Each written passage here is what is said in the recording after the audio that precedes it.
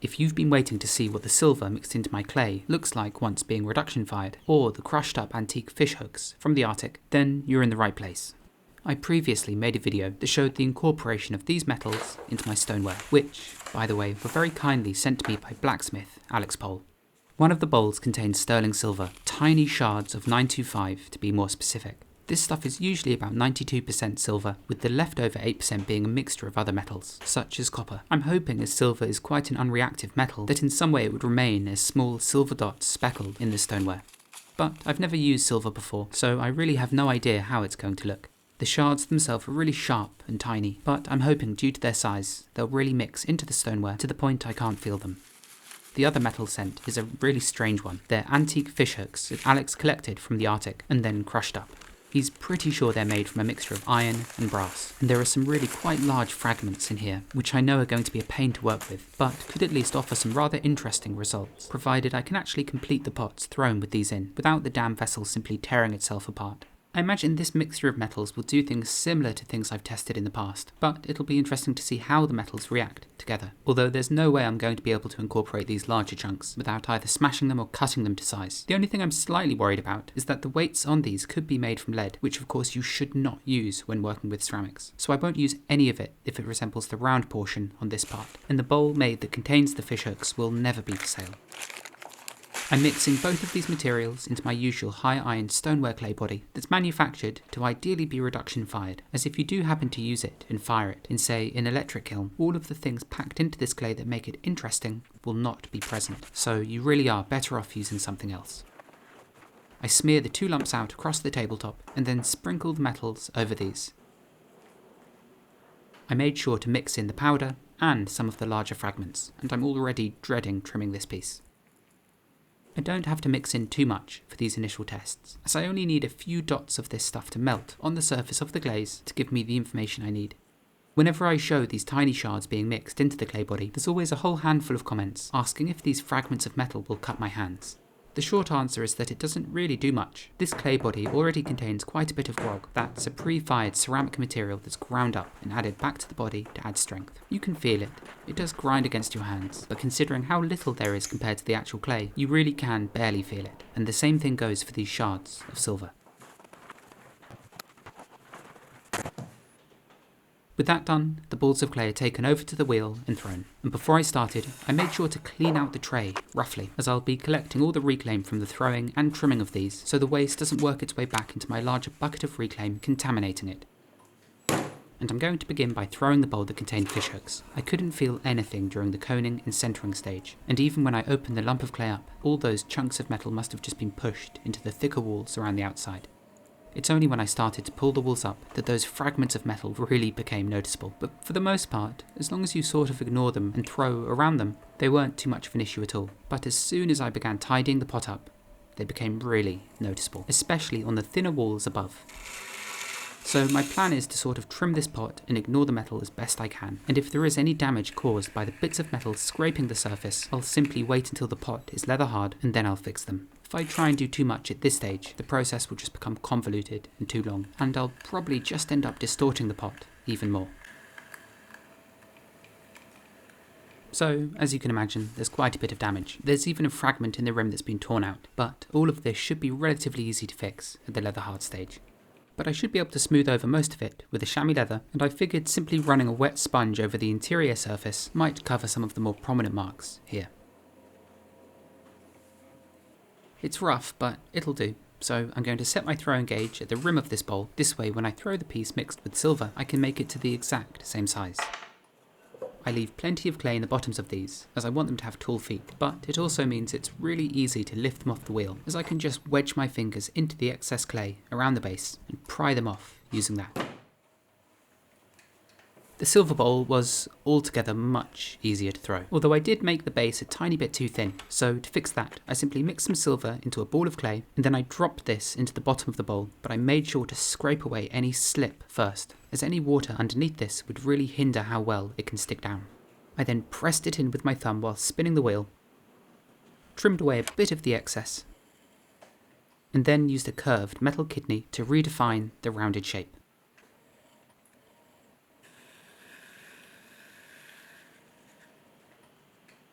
These bowls, by the way, are thrown to have a curved interior, yet I trimmed the exterior surface to have an angular shape. This way you get the best of both worlds. It keeps the pots within my family of work, and at the same time, a curved interior makes it more functional and easier to use. Relatively, of course. It would still be very easy to use if it had an angular inside, but there is a very satisfying sensation when the curve of your spoon matches the interior curve of the bowl. Next, I scrape away all that excess clay around the bottom, but I don't remove more than what's needed, as, like I mentioned before, the excess clay around the bottom here makes the pot easier to lift off.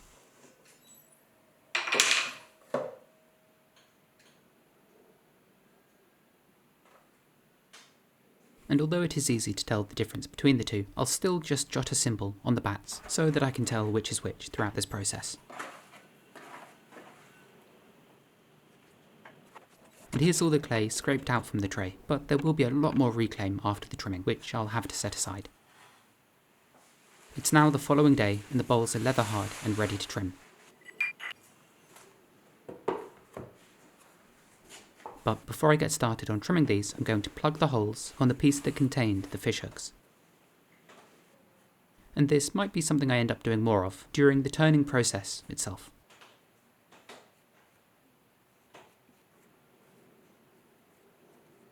It does look a bit rough at this point, but I'll scrape and burnish over these so that the added clay is flush with the rest of the pot.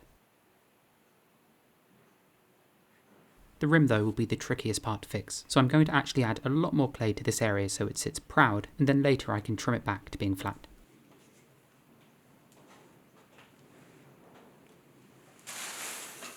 And with that, the bowls are now ready to trim. And we're starting, like before, with the more difficult piece, the bowl encrusted with fragments of fish hooks, which is something I never thought I'd end up saying.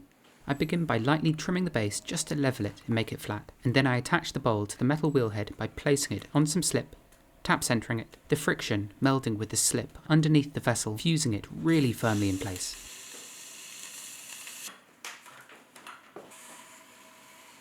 I'm going to start by simply burnishing over all those rough patches, getting rid of anything that sits proud and making the surface as smooth and even as possible. And for this, I'm going to use a plastic kidney, as it gently moves over the metal lumps instead of scraping them out. The next step is to trim the top section of the walls straight. And as these chunks of metal are so large, I'm not going to be using any of my nice tools for this. Instead, I'll be using the cheaper steel tools for everything, as if they're chipped or damaged, I won't mind so much. And if there are any cavities created as I go, I'll plug them up with soft stoneware clay before burnishing them over. I also tore a fragment out of the lip, which is a real pain to fix. Skills like this though, such as correcting a base that's too thin at the throwing stage or plugging a hole at the leather hard stage, are really useful things to know how to do, as you never quite know when you'll need them. During my apprenticeship with Lisa Hammond, I taught evening classes for 3 years, and the skills learnt, such as how to salvage pots at all kinds of different stages, have ended up being really useful tidbits of knowledge to know, as it's really rather incredible just what you can get away with. Bodgering is what we used to call it, and it's surprising just how many potters do similar things during the process, be it fixing tiny mistakes, to even using a Sharpie on black-fired stoneware clay to hide the small white dots that were there. I won't be naming any names though.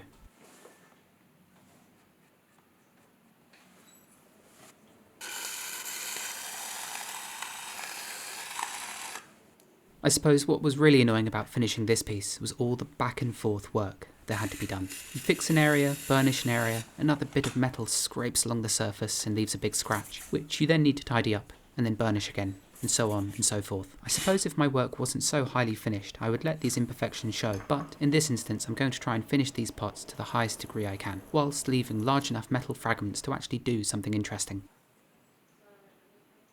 In order to make sure the base on both pieces is the same width, I use these set calipers initially to score in a line designating the width of the foot.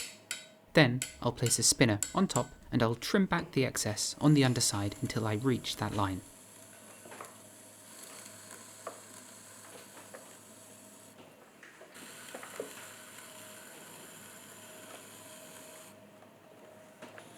It's not that obvious yet, but I'm splitting the underside into 3 distinct planes. There's the foot, the underside of the bowl, and the upper section, and the walls of the bowl itself are thrown thickly enough to account for such severe trimming.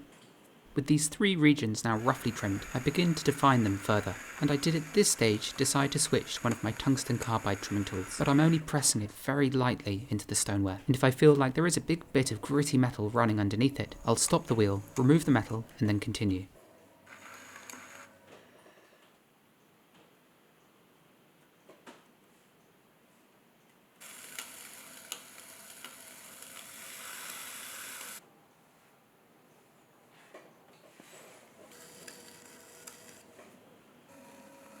If this clay had nothing mixed into it, a bowl like this would probably take about 3 to 5 minutes to trim, but in this instance it took about 20, and I desperately wanted to get started on the silver piece, as I knew it was going to be easier.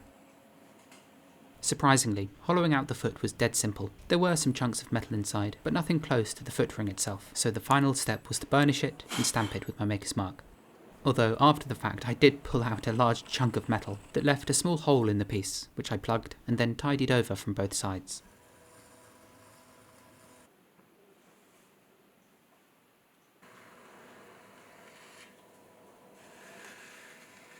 And that's the fishhook bowl finished, for now. The only thing I'm worried about is the clay potentially cracking as it shrinks around these chunks of metal, but I might get away with it. A few of the lumps of metal have left these small bumps on the surface, but I'm quite sure during the firing they'll melt, creating small craters or divots in the surface. And if this bowl does what I think, melting with combinations of brass and iron, I think there's a high chance it's going to look completely bonkers. But there's only one way to find out.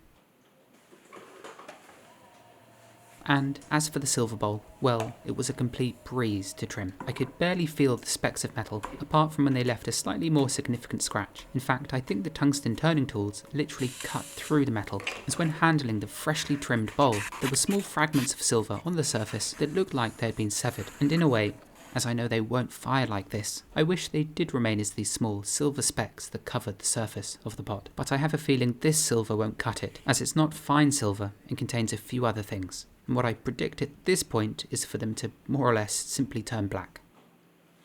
Anyhow, with the bowls complete, I'll let them sit out for a couple of days to turn completely bone dry. They're then placed into my electric kiln for a bisque firing to 1000 degrees Celsius, and this is a moment I look forward to surprisingly, as I can sort of get a rough idea of how the metal is going to react in the final firing by seeing how much it melts at this point. Here's the silver, which hasn't really done much and has already turned black, so it's not looking too promising. The fish hooks though were a bit more dramatic, with some spots that had really burnt out and reacted already. The next step, as always, is to wax the feet. This is done simply so no glaze adheres to the bottom that would otherwise stick the pot to the kiln shelf. The glazes I use tend to go on quite thickly, so if I didn't wax this, then I glaze them as usual, there'd be really quite a thick layer of glaze on the foot, which would be a real pain to scrape and sponge off, in a way that you can do with thin glazes sometimes, which means that you don't necessarily have to wax them.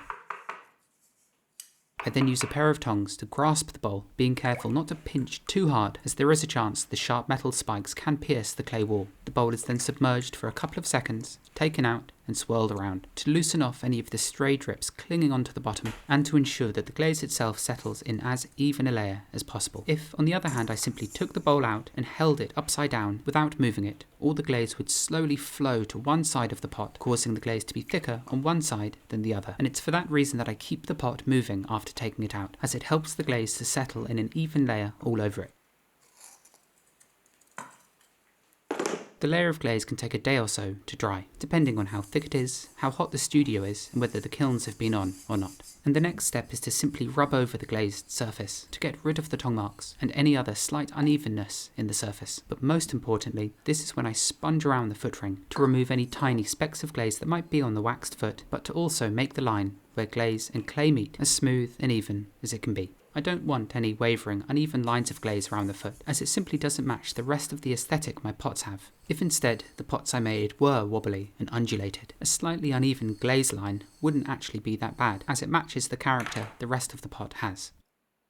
I work over a basin of water. This way any glaze dust that comes off or is removed with the sponge is collected in the water, and I'll eventually be able to sieve this back into the larger buckets of glaze you initially saw me dip this bowl into. It also means there's less dust in the air, which is a good thing as you don't really want to breathe this stuff in. After completing a few previous experiments with metals, I'm quite confident that these won't stick to the kiln shelf, which is why I'm not putting anything underneath them. And the best thing about these silicon carbide kiln shelves is that even if something does stick, they're always quite easy to remove and they never pluck away at the kiln shelf. The following morning, the kiln is lit and the 9-hour reduction firing can commence. The kiln is lit with the door open. This way there's no gas accumulation inside the chamber that's suddenly ignited. The temperature is taken up slowly initially, and then at 860 degrees Celsius I initiate reduction by partly closing the damper so that it covers the flues, and by increasing the gas pressure and air pressure. And hours later, once cone 10 is bent over fully, at approximately 1290 degrees Celsius, the kiln is switched off and crash cools back down to 1000 degrees.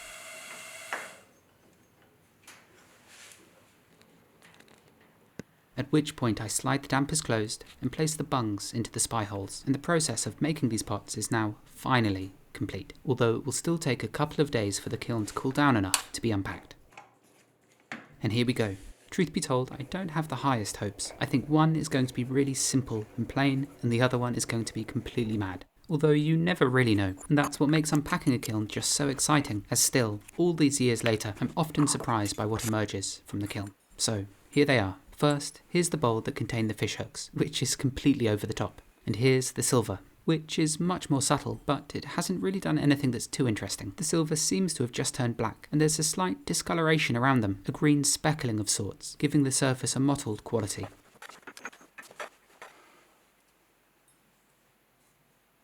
The final step is to sand the foot ring of each, to remove any fat wash that sticks to the clay and to just take the edge off so they aren't quite so gritty and rough. I don't want to sand them too much, as the orange tone you can see is only surface level, and if ground away too much, you just reveal the grey clay underneath. Despite being burnished at the leather hard stage, the stoneware shrinks more than the grog contained in the body, which means even if I was to polish the bisqueware to be beautifully glassy smooth, after being fired in the gas kiln, they'd become rough once again. The brass has created these sort of mad red dots, and I like being able to see the cavity left from where the metal has melted from. But altogether like this, with so many spots covering the pot, it does just feel a bit overwhelmed. In a way I prefer it when there's just one simple red dot, like on these two jars, which happened completely by accident, by the way. When there are too many larger spots covering the pieces, they start looking a bit ill. But if you have, say, just one of them, then it gives the pot a direction. A face. So in a way, in the future I may start planting red dots just with small pieces of bronze, slotting them into the clay after the pots have been trimmed. These molten blossoms really are spectacular though. The red itself is caused by copper, which some of these metals contain. Brass is upwards of 66% copper, and if the reduction firing is initiated early enough, reds like this begin to appear, whereas if the reduction happens too late, they can turn green or even white. The silver, on the other hand, really is nothing special. There are a few specks that are a bit more colourful, a result of the tiny amount of copper and other metals contained. But, for the most part, the black specks you see could have just been made with ilmenite. Iron. There's really no need for the silver to create black dots like this, although I do now want to try fine silver to see if there are any differences. The only interesting thing I suppose is the green mottled effect it's created, and it might, in some situation, look quite nice if it occurred, say, on a body that had a warmer tone. Either way, they're dramatic results, but they're a bit lackluster I think, or at least it's nothing I haven't already seen. I suppose gold is on my list next, but if you have any other suggestions for metals to try, or any other additions to add to my clay, let me know in the comments and I'll see what I can do. I'd also love to hear what you think about these two pieces. Thank you, as always, for taking your precious time to watch, and I'll see you next time.